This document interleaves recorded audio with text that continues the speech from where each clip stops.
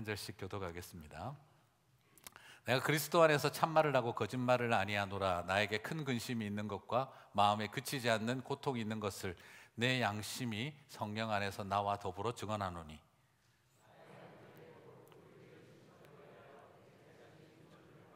그리스도에게서 끊어질지라도 원하는 바로다.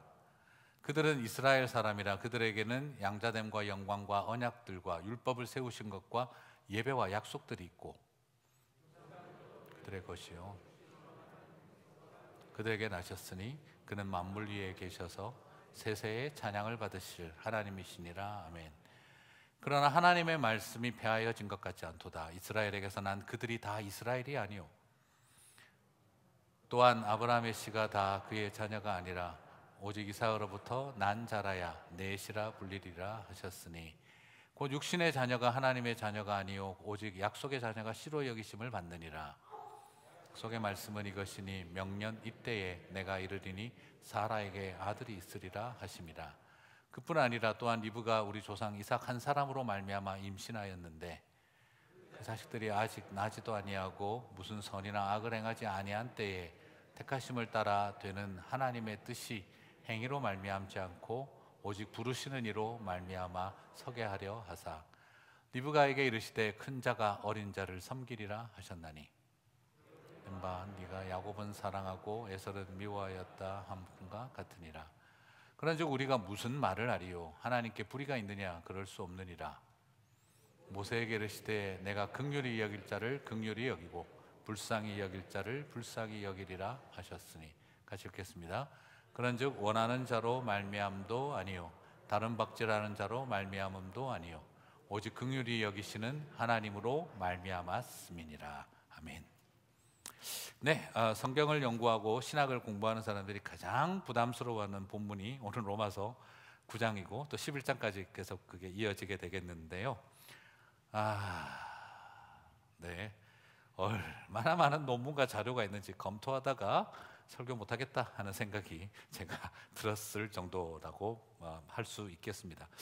굉장히 9장은 논리적인 이 예정론의 이야기가 심각하게 다뤄지고 있기 때문에 많은 분들이 봐도 잘 왠지 뭔가 마음이 그냥 부담스럽고 이게 뭔 소린가 싶기도 하고 한 내용입니다. 그걸 또 설교로 하니 또 얼마나 또 뭔 소린가 싶을까 싶기도 합니다. 그렇지만 오늘 이 속에 담겨 있는 사도 바울의 마음과 가슴, 그리고 그가 왜 이 택함과 예정에 대한 이야기를 여기에 담고 있는지를 좀 살펴봤으면 합니다. 너무 예정론을 이런 스토리의 흐름을 떼버린 채 교리로 떼놓고 신학화시키는 것이 아니라 사도 바울이 어떤 심정을 가지고 이 택함의 이야기를 하고 있는지를 좀 살펴보도록 하겠습니다. 여러분, 사실 이방인의 사도로 선교사로 살아왔던 바울은요 많은 핍박과 괴로움을 경험했습니다. 그런데 바울이 경험했던 핍박과 괴로움은 어떤 괴로움이었을까요? 어떤 핍박이었을까요? 이방인의 사도니까 이방인들에게 핍박당하고 이방인들 때문에 고통을 많이 겪었을 것이다 라고 생각되어지는데, 정말 이방인 때문에 고통을 많이 겪었을까요? 아니면 유대인 때문에 고통을 많이 겪었을까요? 이방인의 사도면 이방인들에게 고통을 많이 받지 않았을까 싶은데, 그런데 사도 바울을 제일 많이 힘들게 했던 건 같은 동족인 유대인들이었습니다. 그래서 고린도후서 11장 23절과 24절을 보면은요 바울이 이렇게 말합니다. 내가 수고를 넘치도록 하고 옥에 갇히기도 더 많이 하고 매도 수없이 맞고 여러 번 죽을 뻔하였으니, 24절에서 명시하고 있죠. 유대인들에게 40에서 하나가만 매를 5번 맞았으며. 사도 바울도 약간 뒤끝이 있습니다. 내가 누구한테 40에 하나가만 매를 5번 맞았는지를 밝히고 있죠. 그리고 고린도후서 11장 26절에서는 다시 한 번 더 동족의 위험과, 물론 이방인의 위험도 있었지만 이걸 또 한 번 더 언급을 할 정도입니다. 그리고 사도행전 23장 12절과 14절을 보면 사도 바울이 진짜 힘들었겠다 싶어요. 뭐라고 말하고 있습니까? 날이 새매 유대인들이 당을 지어 맹세하되 바울을 죽이기 전에는 먹지도 아니하고 마시지도 아니하겠다 하고 이같이 동맹한 자가 40여 명이더라. 대제사장들과 장로들에게 가서 말하되 우리가 바울을 죽이기 전에는 아무것도 먹지 않기로 굳게 맹세하였으니. 여러분, 인생 살아가면서 나나 죽이려고 40명이 모여 식음을 전폐하는 일을 경험 본 적 있으십니까?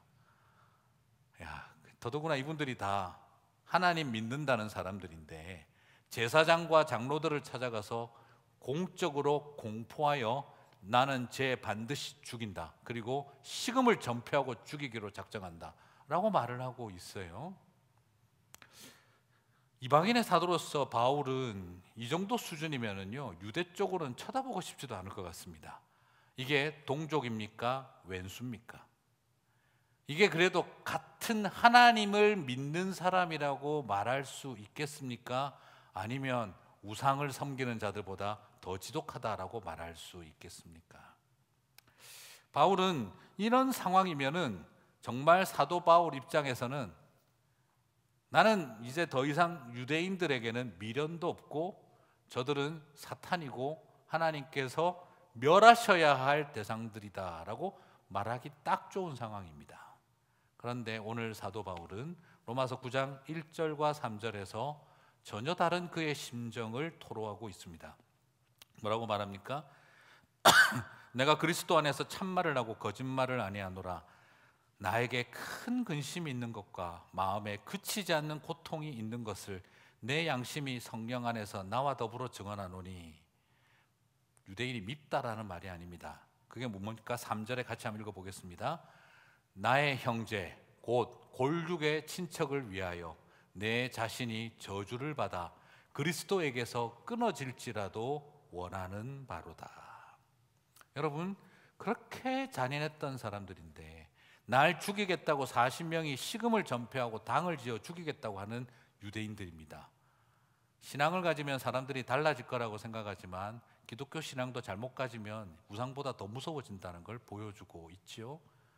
그런 사람들을 향해 바울은 양심을 걸고, 그리고 자신의 고통과 아픔이 그들이 나를 핍박해서 힘든 게 아니라 그들이 구원받지 못할까 봐 마음이 아프다고 고백하고 있습니다.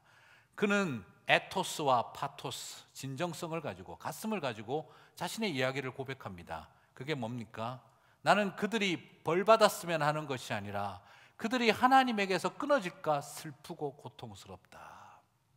그리고 아예 한 걸음 더 나가서 차라리 내가 저주를 받아 하나님에게서 끊어진다 할지라도 그것이 내가 바라는 바다라고 그가 고백하고 있는 겁니다. 사랑하는 성도 여러분, 로마서를 통해 우리는 오늘 보게 되는 거예요. 바울이 오늘 예정의 이야기, 선택의 이야기를 하는 것은 앉아서 좋은 머리 돌려서 신학적인 테크니컬하게 논리를 만들어내고 있는 이야기가 아니라 오늘 이 교리 이야기는 찢어지는 가슴에서 나왔다는 것입니다.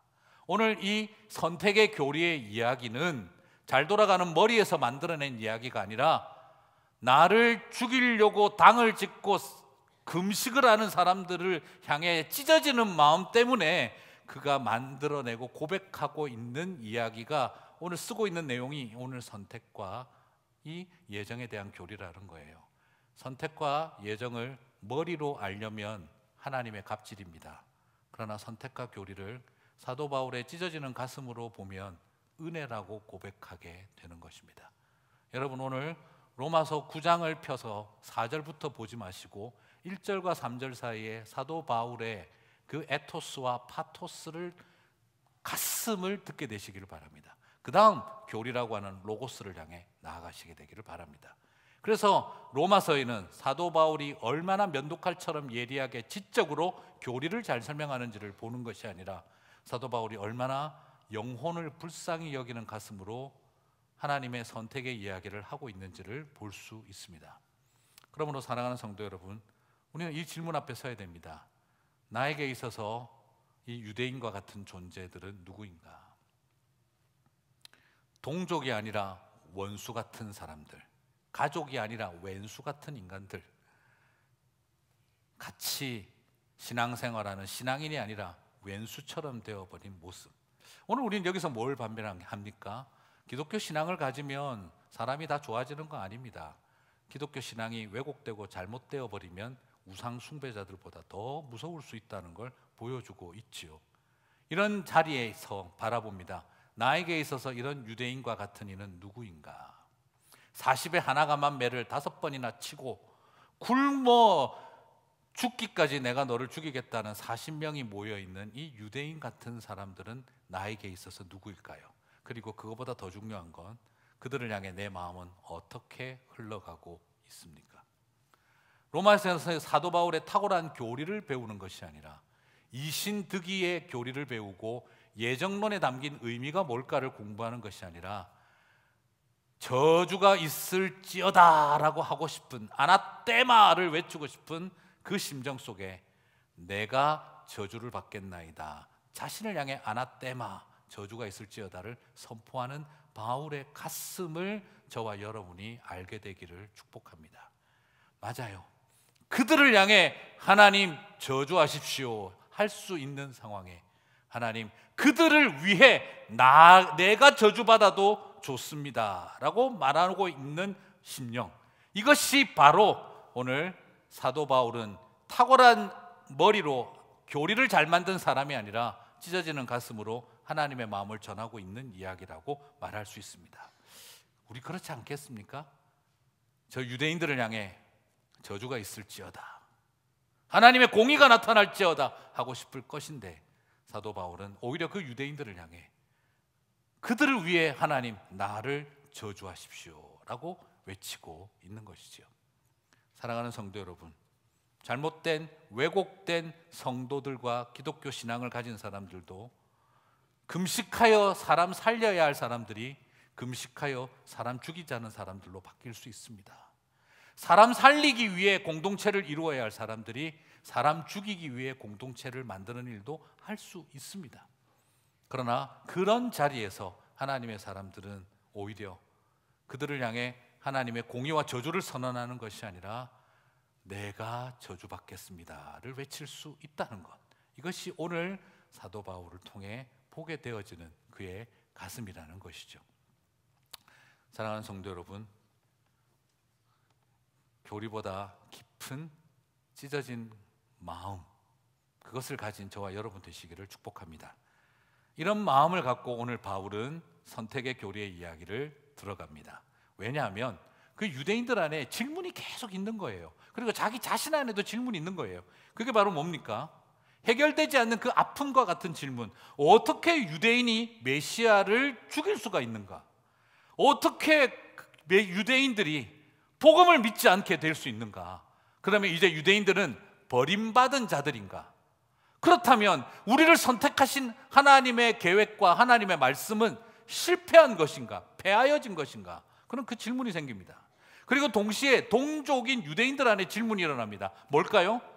이제 유대인은 버려지고 하나님은 이방인을 선택했단 말인가? 어떻게 하나님은 저런 할례 없는 이방인들을 당신의 자녀로 삼을 수가 있는가? 어떻게 그들이 우리의 대안이 될 수 있는가? 그렇다면 창세기부터 보여줬던 하나님의 우리를 향한 선택과 이스라엘을 향한 선택, 출애굽기에 나타난 하나님의 선택은 다 어디로 갔는가? 하나님의 말씀이 폐하여졌는가? 하나님의 말씀이 변개되었는가? 이 질문이 그들 안에 있는 거예요. 그래서 사도 바울은 오늘 이 찢어지는 마음을 가지고 자기 자신을 향해 다 대답을 하고, 그리고 또한 유대인들의 질문을 향해 대답하고 있는 겁니다. 하나님 말씀이 폐하여졌느냐? 아니다. 하나님이 그러면 뜻을 바꾸셨느냐? 아니다. 하나님이 불의하냐? 아니다. 오늘 그걸 논리적으로 설명을 하고 있습니다. 자, 그래서 오늘 이 로마서 9장은 구약의, 특별히 창세기의 이야기를 통해서 유대인이 완전히 버림받은 존재들이 아니라 하는 것을 딱 강력하게 전제하고, 그리고 그렇다고 해서 유대인들이 처음부터 도매급으로 무조건 모조리 다 구원받았다는 생각, 유대인들의 그 선민의식은 너희들이 성경을 잘못 이해한 거다라는 걸 바울이 설명을 합니다. 그래서 하나님의 말씀이 창세기 때 다르고 지금 로마서 때 다른 게 아니라 너희들이 창세기 때 있었던 그 하나님의 선택의 이야기를 잘못 알고 있을 뿐이다. 그래서 하나님의 말씀은 그대로 이어져 가고 있다. 이걸 논증을 합니다. 그리고 유대인들만이 아니라 이방인들이 구원받는 것도 이것이 하나님의 갑자기 일어난 스캔들 같은 생뚱맞은 사건이 아니라 그때부터 잘 이어가고 있는 하나님의 계획대로 가고 있는 것이다를 바울이 논증을 합니다. 첫 번째 것은 오늘 다루고, 이방인들의 것은 다음번에 다루도록 하겠습니다. 다음 주 추수감사주일에 안식월 갔다 왔던 좀 제 감사의 이야기들 여러분과 좀 나누고 그 다음 주일에 또 다루도록 하겠습니다. 오늘 둘 다 다루면 좋겠습니다만 어뷰즈 당하실 것 같아서 목사님이 설교 안 하다가 모처럼 하니 와 끝을 모른다 막 이렇게 될까봐 오늘 앞에 이야기만 다루도록 하겠습니다만 그렇다고 만만치는 않습니다. 자, 그러면 로마서 9장 4절과 5절을 보시면, 먼저 그들은 이스라엘 사람이라 그들에게는 양자됨과 영광과 언약들과 율법을 세우신 것과 예배와 약속들이 있고 조상들도 그들의 것이요 육신으로 보면 그리스도가 하면 그들에게 나셨으니 그는 만물 위에 계셔서 세세의 찬양을 받으실 하나님이시니라. 아멘. 함으로써 지금 뭘 보여주고 있습니까? 유대인들이 근본적으로 버림받은 사람들이 아니다. 예수님도 혈통적으로 유대인에게서 나지 않았느냐, 그걸 전제하고 있어요. 하지만 뭘 이야기합니까? 유대인이라고 무조건 도매급으로 모조리 처음부터 다 택함받았다라고 생각하는 건 여러분들의 창세기부터 아브라함부터 이야기를 착각하고 잘못 알고 있는 것이다 라고 바울이 논증을 합니다. 아규를 합니다. 자, 로마서 9장 6절에서 8절 바로 그 다음 나오죠. 이어서 그러나 하나님의 말씀이 폐하여진 것 같다 않도다. 자, 지금 이 이방인들에게 간다고 해서 이게 폐하여진 게 아니다. 유대인들 중에 안 믿는 사람들이 일어나고 메시아를 죽인다고 해서 실패한 게 아니다. 왜? 이스라엘에게서 난 자들이 다 이스라엘이 아니더라는 겁니다. 7절 또한 아브라함의 씨가 다 그의 자녀가 아니라 오직 이삭으로부터 난 자라야 네 씨라 불리리라 하셨으니 곧 육신의 자녀가 하나님의 자녀가 아니요 오직 약속의 자녀가 씨로 여기심을 받느니라. 자, 이게 무슨 이야기죠? 창세기 아브라함과 이삭의 이야기를 보자. 구약시대 때도 그때 어디 아브라함의 자손이라고 도매급으로 모조리, 이삭의 자손과 그 후예라고 무조건 도매급으로 모조리 그렇게 된 거 아니지 않느냐라고 바울이 논증을 하는 거죠. 여러분, 아브라함에게 있어서 아들이 몇이 있었습니까? 많은 분들이 둘만 있었는 줄 압니다. 이스마엘과 이삭이라고 생각하는데 우리 아브라함 어르신 좀 배우면 안 될 요소가 참 많습니다. 네, 아들이 둘만 있는 게 아니라 나중에 사라 죽고 난 다음에 100세가 넘어가서 침상이 좀 춥다고 또 젊은 후처를 들여서 배우시면 안 됩니다. 이런 거. 네. 아브라함, 나도 아브라함처럼 막 이러시면 안 돼요. 네. 그래가지고 낳은 아들이 시므란, 욕산, 무단, 미디안, 이스박, 수아까지 100세 넘으셔서 아들 5 봤으면 대단하신 분이십니다. 그러면 이들이 모두 다 이스라엘이 됐나요? 이스라엘이 되느냐? 아니에요. 사라의 아들 이삭을 통해서만 이스라엘의 혈통이 이어져 가고 구원의 백성의 통로가 되어집니다. 그리고 이삭이 아들을 낳았는데 이삭은 아들을 또 어떻게 했습니까? 둘 낳았죠. 쌍둥이 에서와 야곱을 낳았습니다. 그런데 이스라엘은 에서가 아니라 야곱이 이어가게 되었던 것을 우리는 알고 있습니다. 지금 바울은 뭘 악유하고 있습니까? 논쟁하고 있습니까? 유대인들아, 너희들이 아브라함의 자손이다 라고 우리는 다 모조리 도매급으로 무조건 구원받았다라고 생각하지 마라 하는 것입니다. 아브라함의 자손이었지만 그 많고 많은 아들들이 있었지만 하나님은 이삭을 통해서 역사하셨고 이삭의 가문에서도 에서가 아니라 야곱을 통해 함께 하시지 않았느냐. 그러므로 너희들이 선민의식을 가지고 혈통 자랑하고 너희들의 율법의 의를 자랑하고 우리가 아브라함의 후손이라는 걸 자랑한다고 해서 그것이 너희들이 처음부터 모두가 다 그랬던 건 아니었다. 그것은 육신의 자녀의 길과 하나님의 자녀의 길이 구별되어 있었다라는 걸 바울이 아규하고 있는 것이지요. 그래서 지금 유대인들이 그리스도를 십자가에 못 박고 그리고 지금 유대인들이 복음을 믿지 않고 복음을 배척하는 길을 걸어가는 모습을 본다면 그건 하나님이 갑자기 폐하여진 게 아니라 말씀이 폐하여진 게 아니라 그들은 누구의 길을 간다는 거죠? 아브라함의 후손이지만 약속의 자녀가 아닌 육신의 자녀의 길을 그들이 걸어간 것처럼 지금 걸어가는 것이고 에서가 갔던 것처럼 지금 또한 그들도 가는 것이고 이렇게 되어지고 있다. 그러므로 지금 이스라엘 사람들이 누구는 복음을 믿고 어떤 사람들은 복음을 배척하는 두 갈래 길이 생긴 건 하나님의 말씀이 폐해진 게 아니라 옛날부터 그랬다라는 걸 사도 바울이 지금 논증하고 있는 것이죠. 그러면 질문이 따라오겠죠. 육신의 자녀가 아니라 하나님의 자녀가 된 이삭과 야곱은 뭘 근거로 된 겁니까? 아니 우리 지금 억울하지 않습니까? 이거 뭔가 불공정하지 않습니까? 왜 하나님의 예정이고 선택이라면 육신의 자녀로 선택된 사람, 이건 뭐 좀 그렇지 않습니까? 이건 좀 이거 뭐 어떻게 이걸 공정하다라고 말할 수 있어요? 라는 질문이 생깁니다. 그렇다면 어떻게 해야 구원에 억울함이 없고 공평하고 공정한 선택 내지는 구원이 가능할까요? 여러분, 그러면 어떻게 하면 억울하지 않고 공정한 구원의 이야기가 쓰여질 수 있을까요? 생각을 한번 해보겠습니다. 어떻게 하면 억울하지 않고 구원받는 길의 이야기가 나올 수 있을까? 제일 쉬운 건 착하게 살면 되지. 그렇죠? 착하게 살면 돼요. 근데 도대체 그 착함의 기준이 근데 뭘까요? 잘하면 되지. 그럼 잘하는 것의 기준이 뭐예요? 여러분, 요즘 한국에서요 90년생들이 몰려온다는 책이 나왔어요. 이제 90년대생들이 직장에 이제 들어오기 시작했다. 그래가지고 지금 그 매니저들급과 이 휴먼 HR 쪽에서 난리가 난 거예요. 얘들은 신인류다. 우리가 상상도 못한 희한한 애들이다. 90년생들이 몰려온다. 대비하자. 근데 그 책을 쓰신 분을 보고 제가 더 놀랐습니다. 80년생이 있었어요. 80년생이 볼 때 이 90년생들은 내가 도무지 이해를 못하겠다고 쓴 거예요.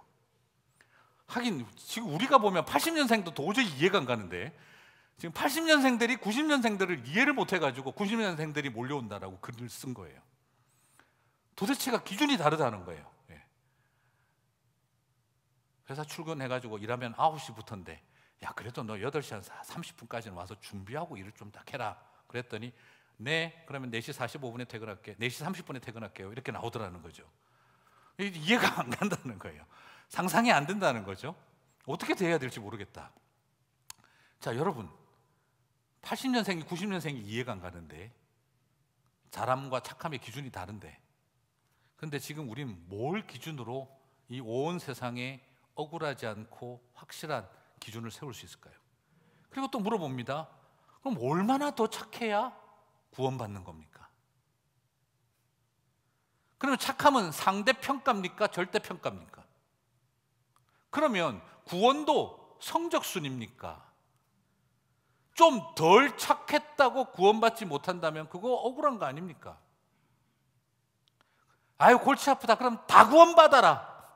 그러면 그게 구원입니까? 그리고 착하게 산 사람은 왜 쟤들도 구원받는데요? 또 억울하지 않겠습니까? 여러분 사람의 선함과 인간의 머리로 어떻게 하면 억울하지 않고 공평한 구원을 만들어낼 수 있을까요? 하나님이 선택하신다. 이건 참 불공평하다라고 말을 하지만 정작 나보고 한번 만들어 보라고 하면 기준을 온 세상을 만족시킬 수 있는 방법은 하나도 없습니다. 그걸 깨달은 사람들이 근본적으로 불가능한 것을 안 사람들이 인간의 선함에서 구원을 찾을 수 없다는 것을 깨달은 사람들이 뭘 본 거죠? 인간의 선함이 아니라 하나님의 선하심에서 구원이 나오는구나. 하나님의 선하신 뜻에 있구나라는 것을 옮긴 것입니다.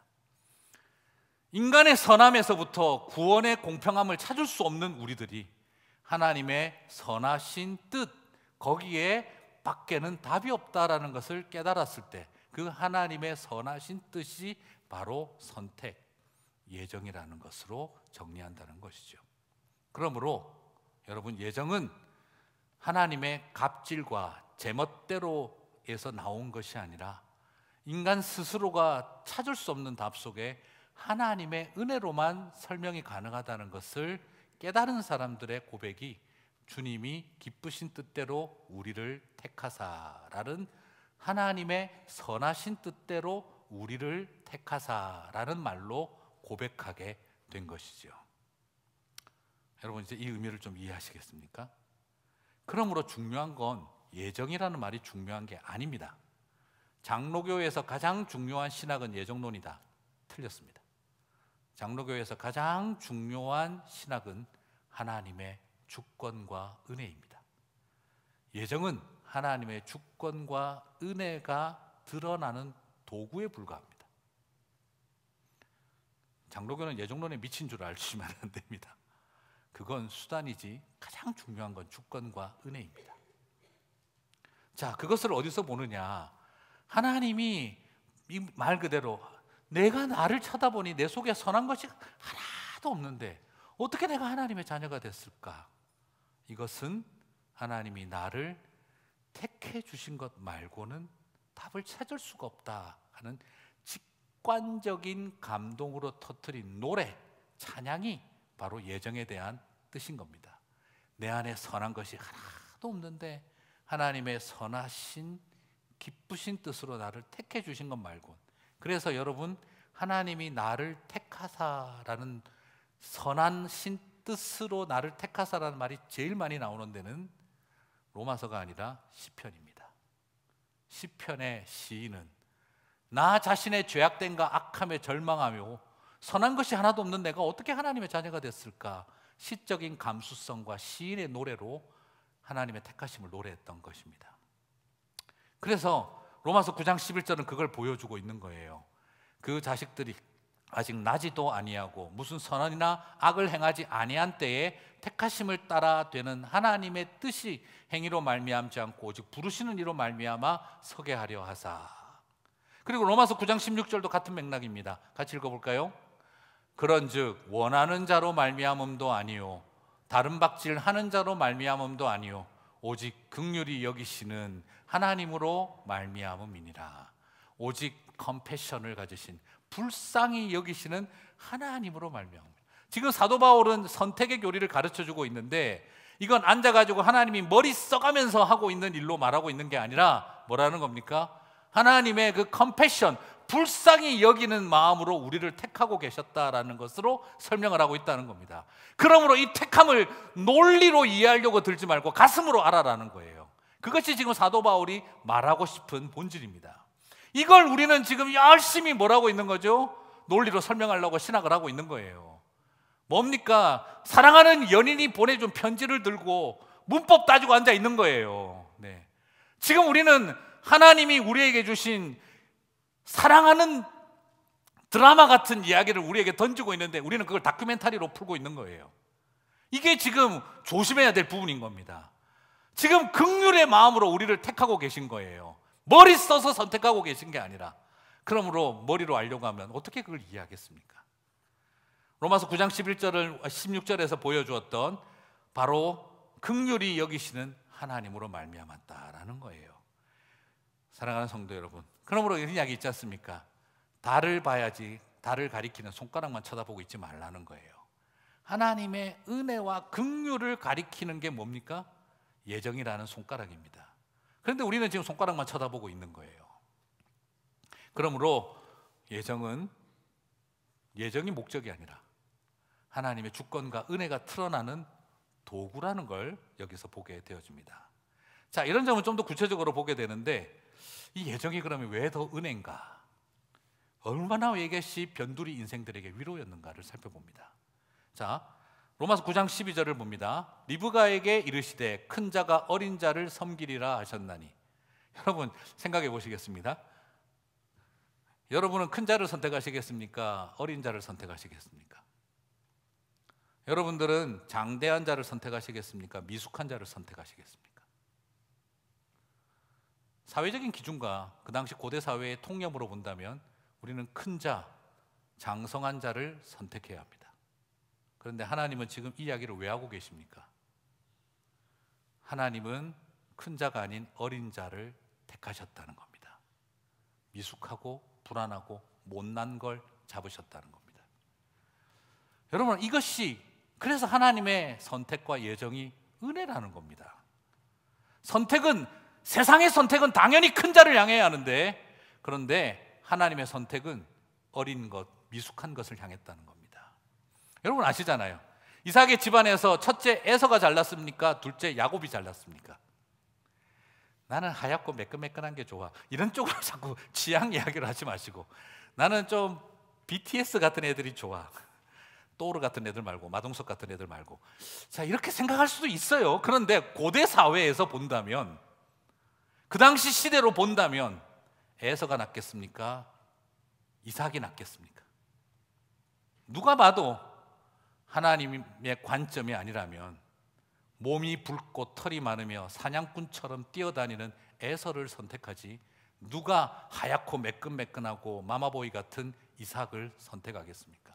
이삭 보세요. 평생 뺏기고 살잖아요. 무덤 우물 파놓고 가 이러면 내 건데 이러고 가고, 또 가가지고 또 파면 또 우물은 잘 터져. 또 우물 또 파고 나면 또 가 이러면 또 내 건데 이러고 또 뺏기고 가고. 그 아들 에서가 쳐다보니 속 터지죠. 그래서 이삭이 에서 놓고 너무 좋아했던 거예요. 어떻게 내 속에서 이런 자식이 나왔을까? 이삭 여러분 딱 스타일 아시잖아요, 그죠? 우리 예전에 한번 말씀드렸는데, 쌍꺼풀 수술하고 너무 잘 나와서 이게 자연산인지 인공인지 헷갈리고 있을 때, 문제는 애가 태어났을 때 쌍꺼풀 없으면 들킨다 생각하고 있는데, 내 속에서 애가 낳았는데 쌍꺼풀이 갖고 나온 거예요. 얼마나 기쁘겠습니까? 수술도 유전되나 보다. 그 감동이 밀려오지 않겠어요? 그때 엄마가 얼마나 그 쌍꺼풀 가진 딸내미가 이쁘겠어요. 지금 이삭은 조다가, 죄송합니다, 좀 조다같이 살다가 내 속에서 에서가 나온 거예요. 얼마나 좋겠어요.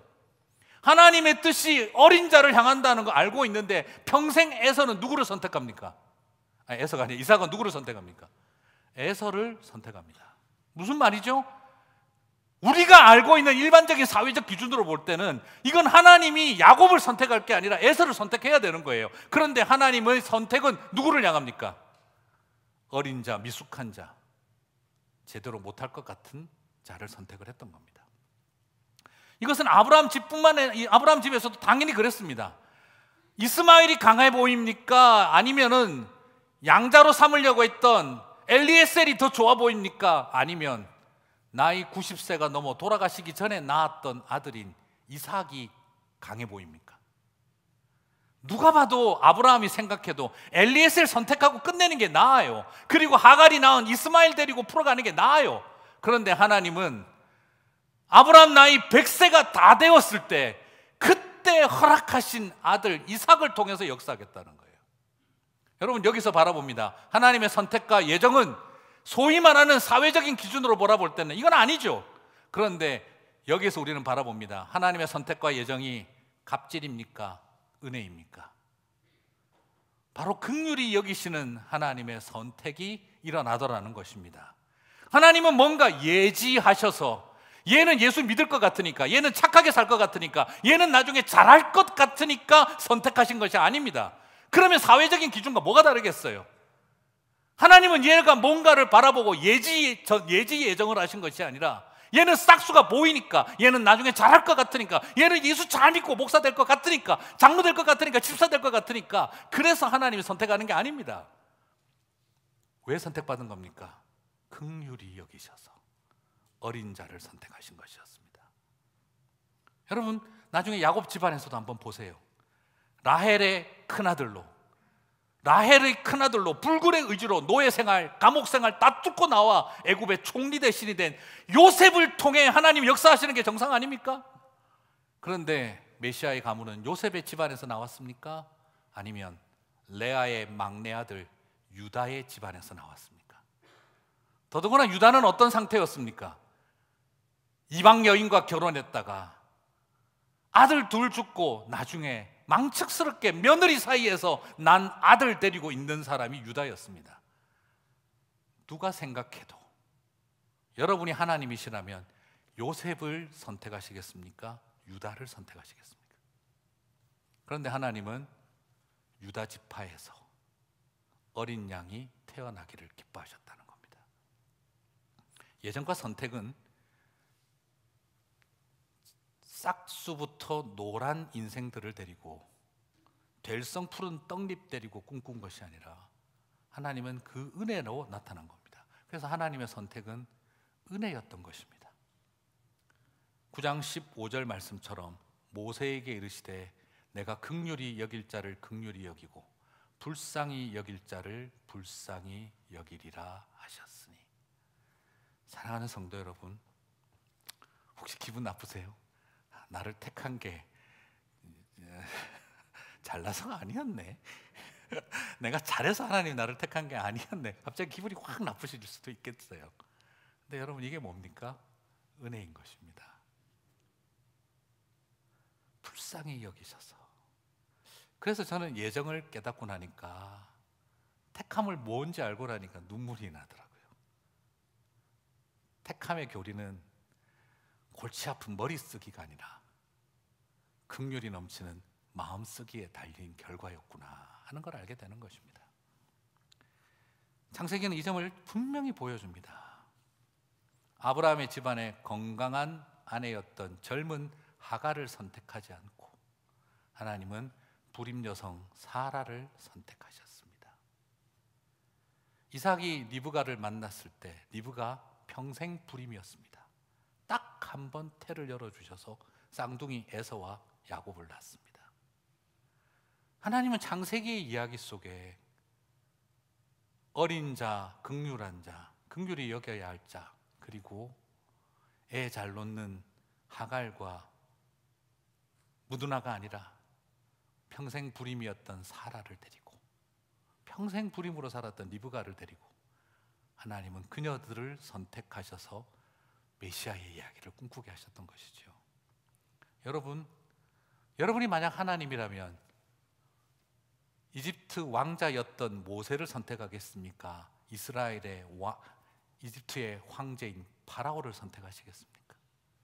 파라오를 변화시켜 이집트 제국을 하나님 나라로 바꾸는 일을 하시겠습니까? 아니면 한때 이집트 왕자였다가 양치고 살아왔던 40년 썩어지낸 인생 모세 데리고 나일강이 아니라 요단강 옆에다가 나라 세우게 하시겠습니까?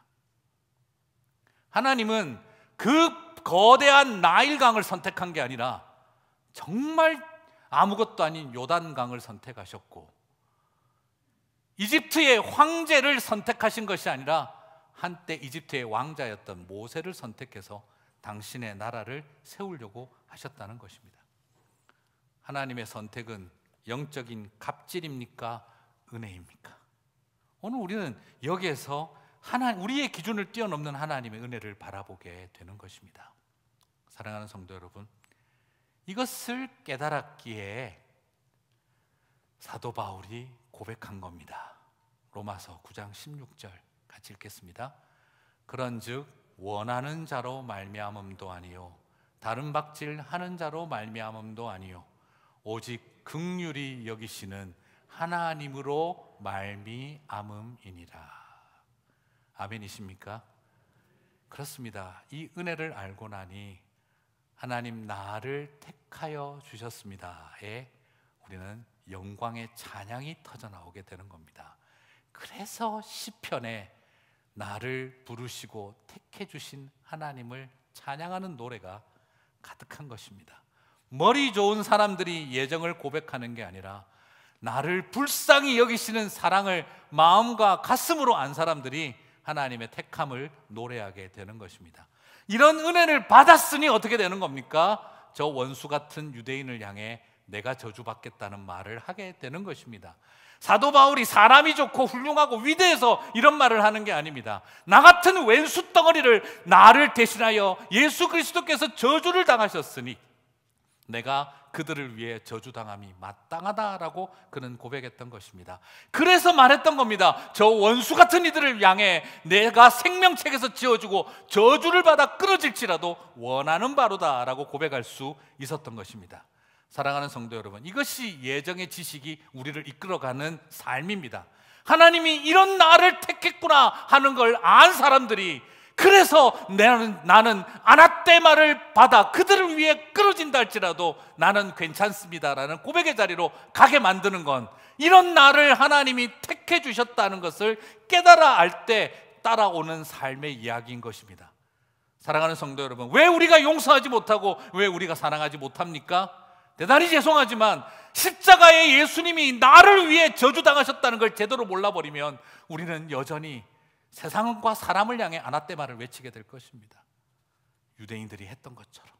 그러나 오늘 그 십자가 사랑을 알고 나면 그들을 위해 내가 저주받는 길을 선택하게 되는 것입니다.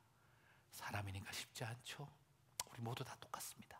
그러나 오늘 이 시간 다시 한번 복음 앞으로 돌아와 이런 나를 택해 주신 은혜 앞에 엎드리는 저와 여러분이 되셔서 이런 어리고 미숙한 나를 택해 주신 하나님, 저 원수들을 여전히 사랑하실 것을 믿기에 내가 저주를 받아도 원하나이다 고백하며 나아가는 저와 여러분 되시기를 주님의 이름으로 축복합니다.